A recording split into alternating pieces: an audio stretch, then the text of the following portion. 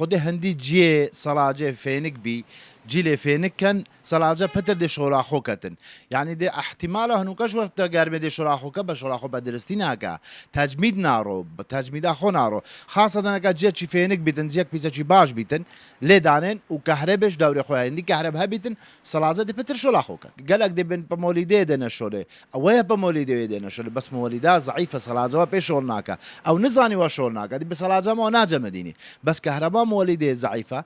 يعني أجري صوت ناش سيبشك كهرباء مولده يعني ما تور صوت أزورة حال ألف حالتي وكنبونا بوريا أزورة بس لحالته هو تبع الأغلب شولنا كان أبيت أجري ما تور صوتنا